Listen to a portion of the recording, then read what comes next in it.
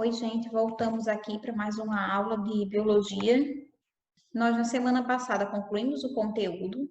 Na próxima semana, provavelmente, nós vamos fazer uma semana de avaliação com vocês. Nosso primeiro bimestre está acabando, nós não temos previsão ainda para voltar para a escola, tá certo? Infelizmente, nós vamos ter que aguardar um pouco mais. Então, nós precisamos concluir o primeiro bimestre. Então, eu preciso que vocês façam essas atividades. Eu pretendo passar uma trilha para vocês, tá certo? Eu vou abrir uma trilha no sistema positivo, que também valerá ponto. E teremos aí uma avaliação dentro do sistema positivo para que vocês possam fazer na semana de avaliação. Em breve nós teremos notícias de como isso vai acontecer. Então vamos corrigir essa atividade aqui. Muitos de vocês me enviaram. Eu parabenizo vocês por esse esforço, né? Eu sei que é difícil ficar estudando em casa sozinho, né, por meio do computador, mas vocês têm se esforçado, essa turma tem se esforçado, mas eu preciso que outros, né, outros que ainda não me enviaram nada, não fizeram nada, participem, né? Vocês já têm a senha do sistema positivo, então vocês precisam entrar, enviar esse arquivo para mim, que é super simples, a gente já mostrou como é que faz isso, tá bom? Se tiverem alguma dúvida, me chama no privado que eu posso ajudar você a fazer. Mas não deixa de fazer as atividades, porque isso aqui vai valer a nota do seu bimestre. Nós não vamos voltar agora, né, muito provavelmente, e nós precisamos que você colabore para que você tenha sua nota garantida, tá bom? Agora nós vamos para aquela parte chamada hora do estudo, para lermos um pouquinho mais. Esse texto aqui é bem interessante, Biologia em Foco. Se vocês puderem, leiam, tá certo? Façam o possível para ler esse texto, que também é bom, e vai ser bom para a prova de vocês, para estudar para a prova. E agora nós vamos para essa parte aqui, ó, hora do estudo. Pronto, pessoal, agora vamos para aquela segunda parte, aquela da hora do estudo. Página 61 da sua apostila. Abre aí para acompanhar e corrigir as questões. Vocês perceberam que essa atividade da hora do estudo é, na realidade, um resumo de toda a unidade 2, não é isso? Então, nós vamos fazer um resumo de esponjas, poríferos, né? Quinidários, platelmintos e nematoda. E tem questões variadas aqui, dos 4 filos. Então, vamos começar com a número 1, sobre poríferos. Sobre os poríferos, assinale o que for correto. 01. Nas esponjas escanoides, os coanócitos revestem a cavidade atrial. É verdade, os coanócitos ficam na parte interna da esponja. Por isso que a gente chama de cavidade atrial, né? Porque tem aquele orifício lá na parte de cima da esponja e os coanócitos ficam na parte interna, nessa cavidade atrial. Então, marca a 01, que está correta. 2. Nas esponjas ciconoides, os coanócitos revestem apenas os canais radiais. Sim, nos tipos de esponjas ciconoides. Onde é que está isso, professora? Deixa eu abrir aqui a página para você. Está lá na página 37. As esponjas ascon, que são as esponjas asconoides. Eu vou abrir a apostila para facilitar. Aqui. Conseguem ver bem? Então, os tipos de esporíferos. São 3 tipos de esponjas que nós temos. A primeira é a esponja ascon, ou asconoides, que constitui o tipo anatômico mais simples e apresenta dimensões reduzidas. Em seu interior, o átrio completo revestido por coanócitos ocupa um grande volume, tá vendo? Por isso que a letra A, lá, a 01 da questão está certa, porque essa aqui é a esponja ascon revestida de coanócitos no interior. Sícon, ou ciconoides, apresenta a parede de corpo mais espessa e enrugada, que é esse tipo aqui, ó, formando canais abertos para fora, inalantes, e para dentro, exalantes. Os canais inalantes ligam-se com o meio externo pelos poros, e os exalantes, onde se localizam os coanócitos, comunicam-se com o átrio. Esses 2 canais são interligados para a passagem de água, certo? Então, aqui, nesse exemplo aqui de esponja, que é a sícon, ela é mais complexa, ela tem canais, não é? Canais inalantes, que ligam o meio externo pelos poros, e canais exalantes, onde se localizam os coanócitos. Então, os coanócitos estão localizados nos canais exalantes. Por isso que a letra a 02 da número 1 está correta, porque diz aqui que as esponjas ciconoides nas esponjas ciconoides, os coanócitos revestem apenas os canais radiais. Agora vamos ver aqui a esponja leucon, ou leuconoides. Ela apresenta a espongiocele menor, porém a parede do corpo é mais desenvolvida e formada por um sistema de canais ramificados, que eu vou chamar de câmeras vibráteis, né, cavidades com coanócitos. Então, os coanócitos aqui nessa esponja, elas estão nessas câmeras vibráteis. A intensidade na circulação da água é maior, por isso esses poríferos têm grande capacidade de filtração. Como ela tem esses canais bem ramificados, a circulação da água aqui funciona de maneira mais eficiente. E os coanócitos estão onde? Nas câmaras vibráteis. Então, vamos voltar lá para a questão 01 da hora do estudo. Olha só, então agora a gente já pode responder melhor. Nas esponjas ciconoides, os coanócitos revestem a cavidade atrial, ok. Nas esponjas ciconoides, os coanócitos revestem apenas os canais radiais, verdadeiro. 4. As esponjas leuconoides são maiores e mais complexas, como a gente viu, né? Com dobramentos da parede formando inúmeras câmaras flageladas, que é onde estão os coanócitos. Verdadeiro também, marca 04. 8. Nas esponjas asconoides, o trajeto da água é poro, ósculo, átrio. Vamos lá dar uma olhadinha novamente na imagem das esponjas ascon, para a gente ver se esse trajeto está correto. Poro, ósculo e átrio.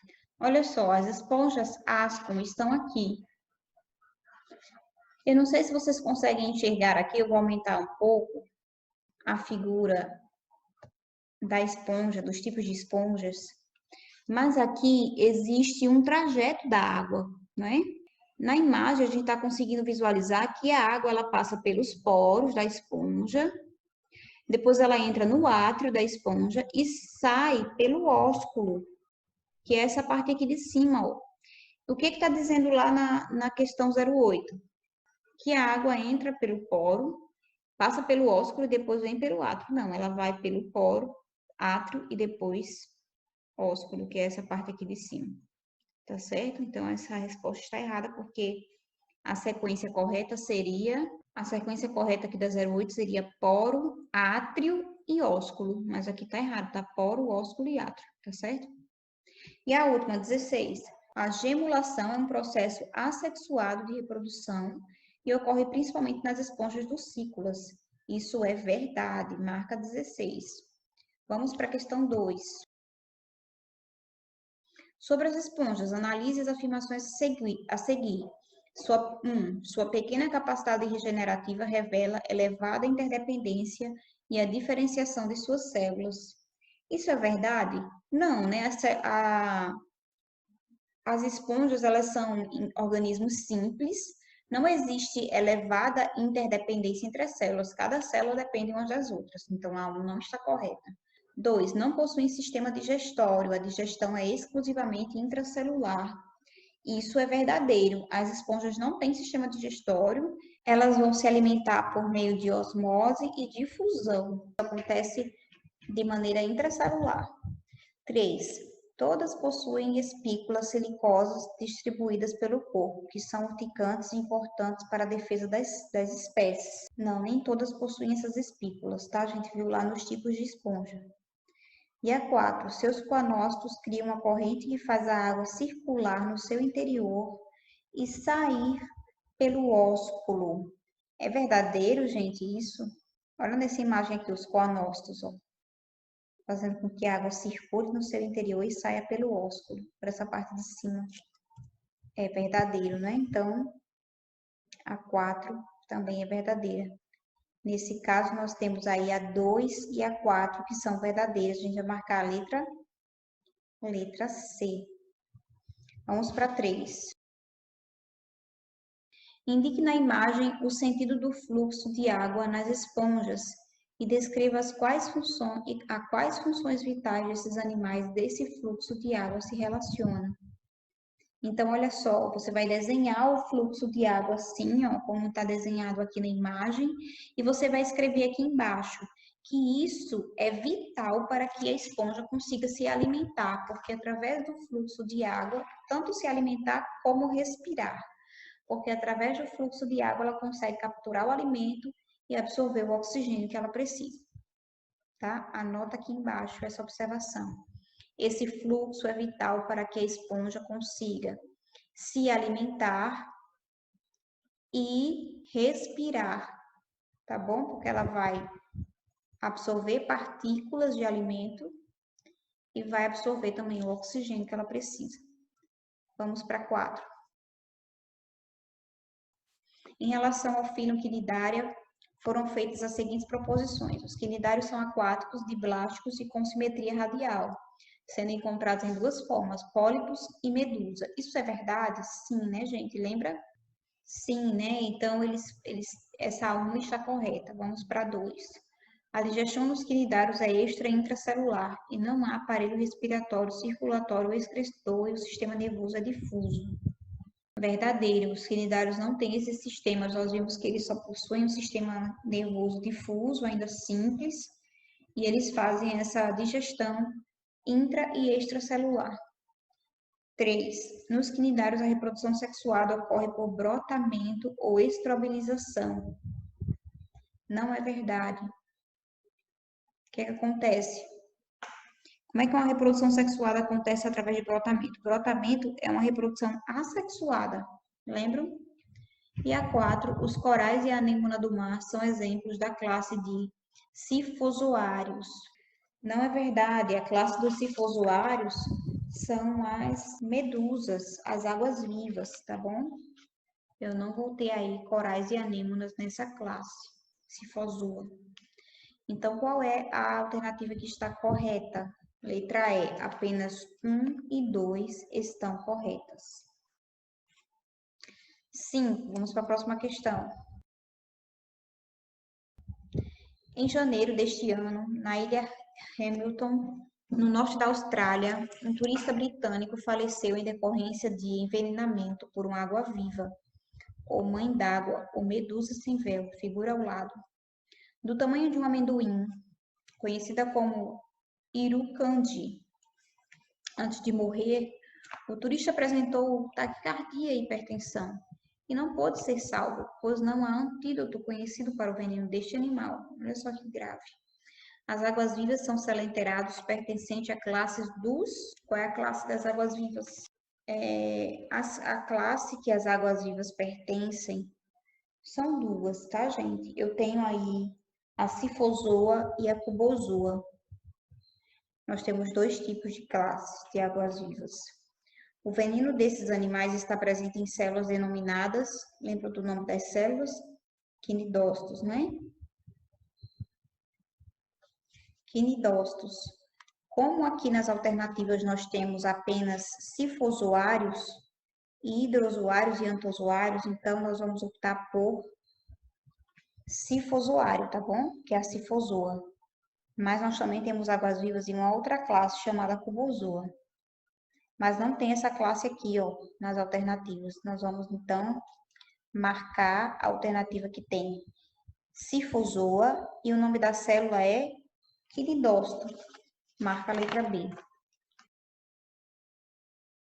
6.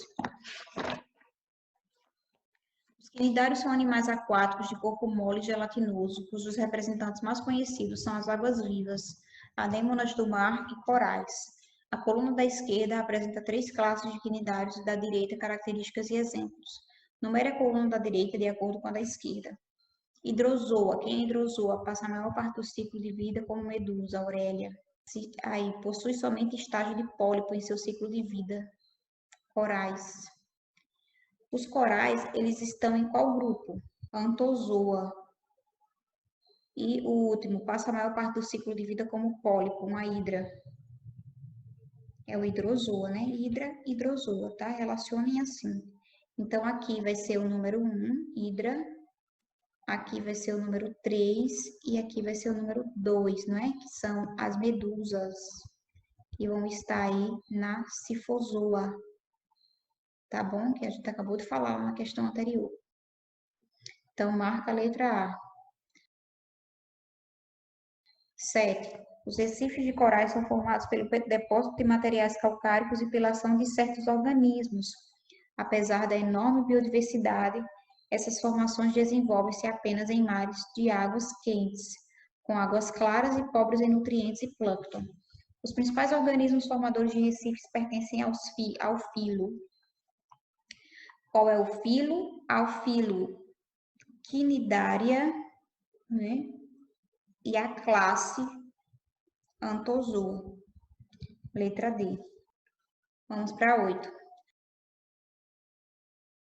Não é correto afirmar sobre os platelmintos, vermes e parasitas de vida livre. Vermes, parasitas e de vida livre que se encontram entre os filos mais basais na árvore filogenética entre os metazoários. O que não é correto afirmar sobre os platelmintos? Possuem trato digestivo incompleto? Verdadeiro. Ele está pedindo para você marcar falso.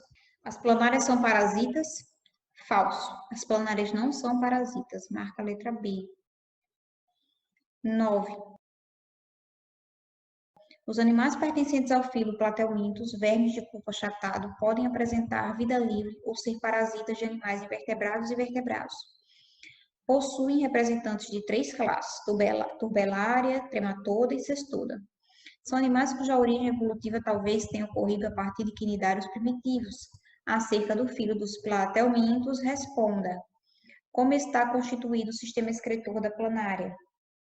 Ele é um sistema excretor que possui células flama. Lembra daquelas células especiais? B.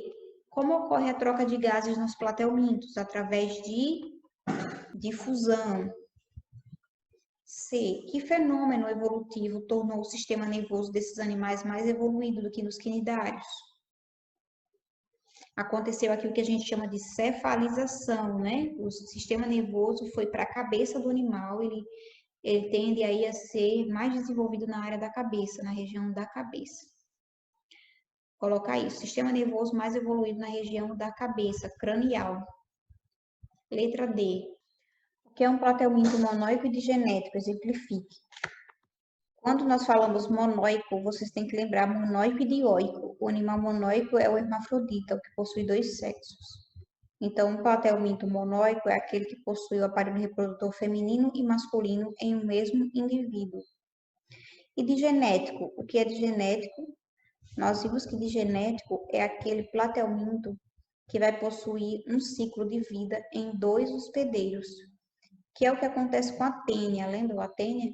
Ela passa metade do período da vida dela dentro do porco ou do boi, da vaca, e a outra metade ela passa dentro do ser humano.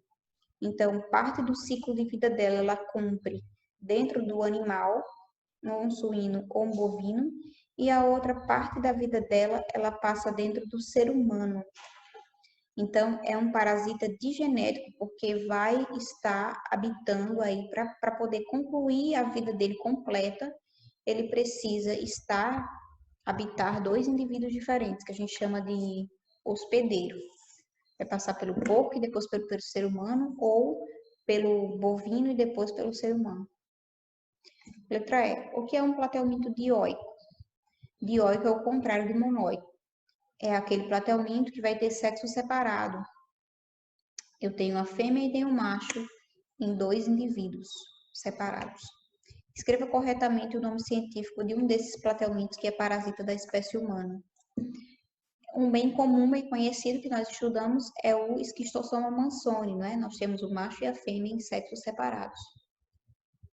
Já o monóico, né, na letra D, um exemplo de monóico é a tênia,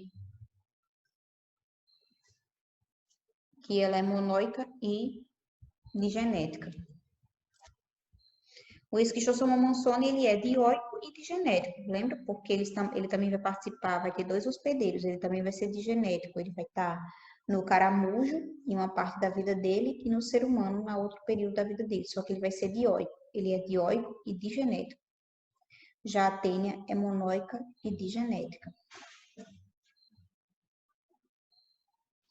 Próxima questão.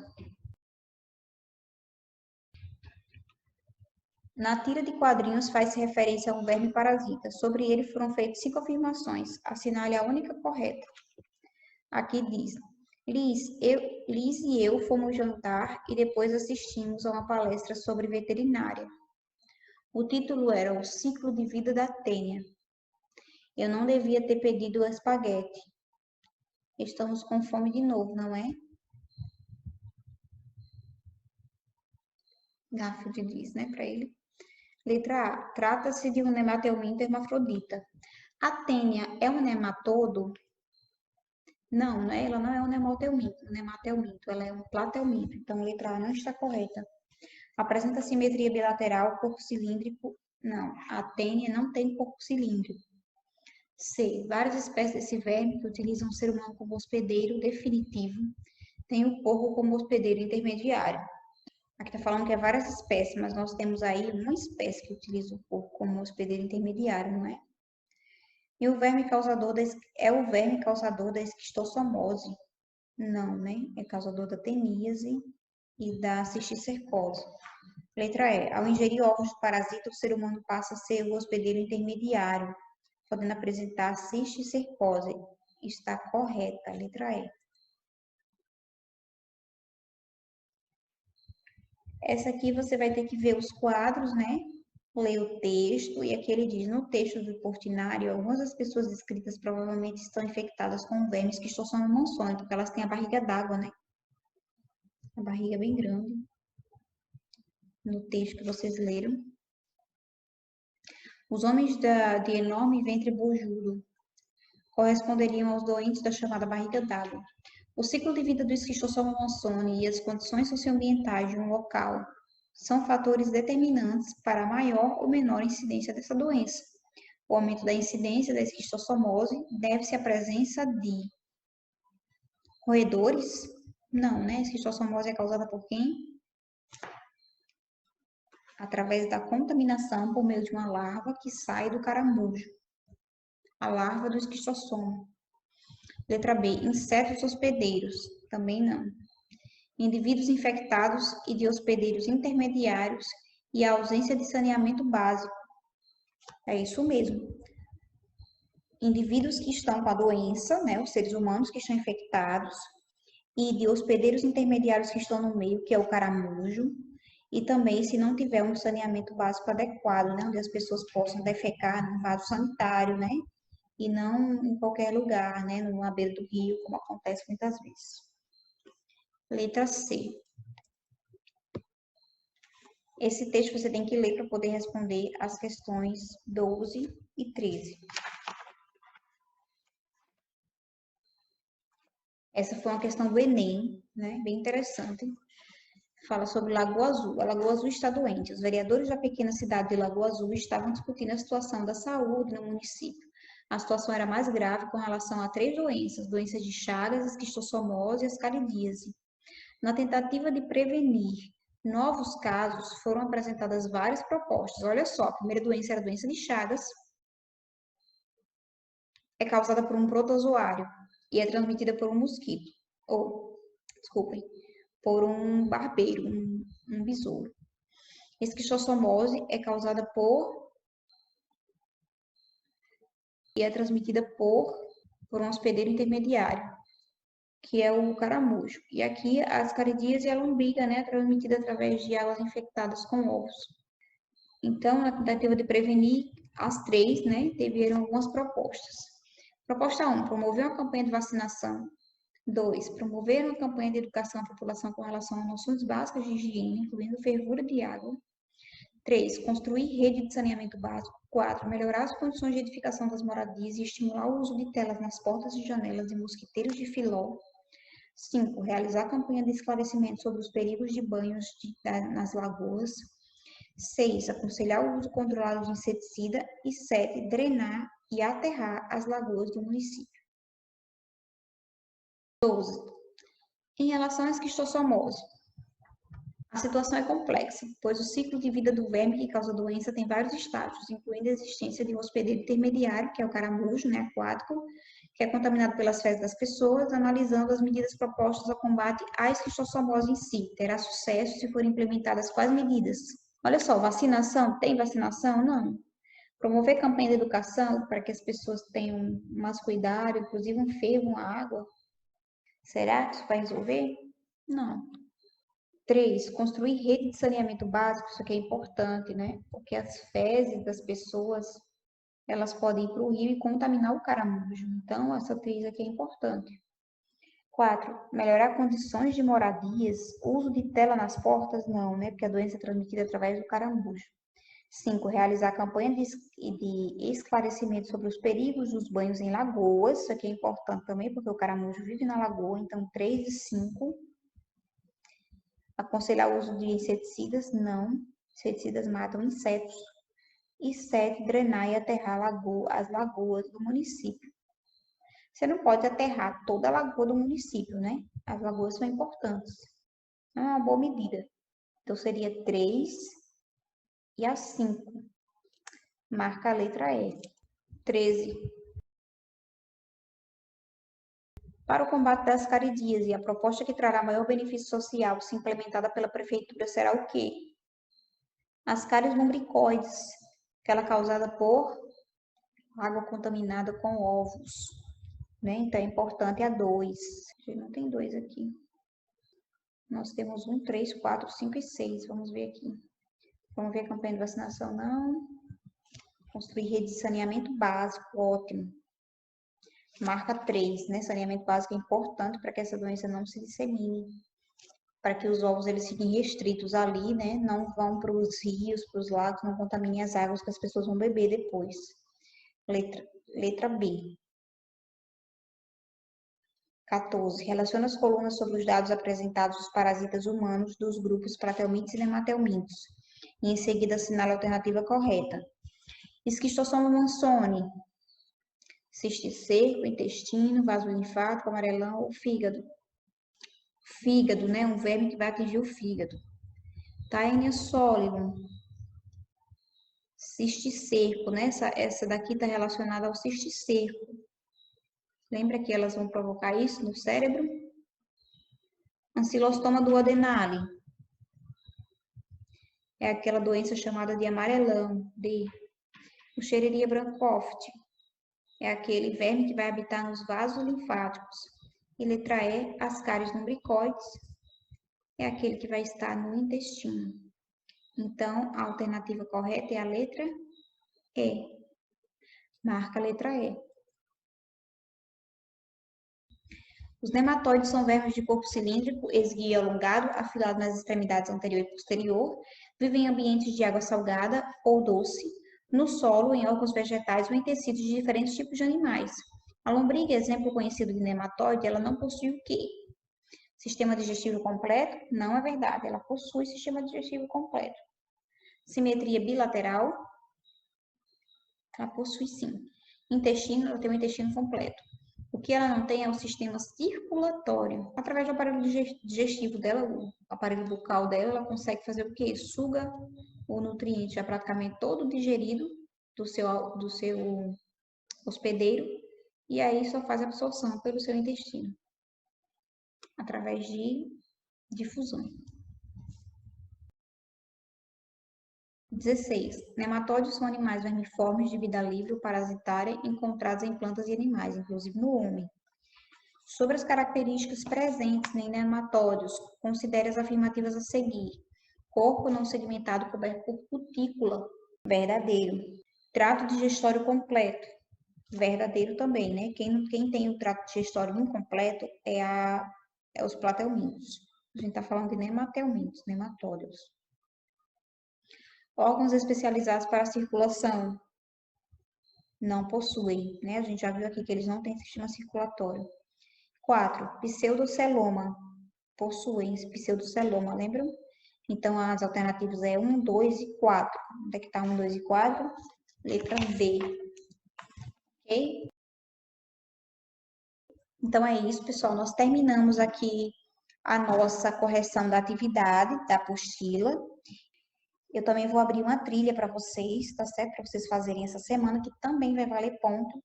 E em breve a gente vai mandar algumas informações para vocês a respeito da avaliação. Provavelmente nós não vamos voltar nossas aulas antes de concluir o primeiro bimestre e nós vamos ver aí como nós vamos fazer, provavelmente pelo sistema positivo também. A trilha que eu vou liberar também vale ponto, tá bom? Não deixa de fazer.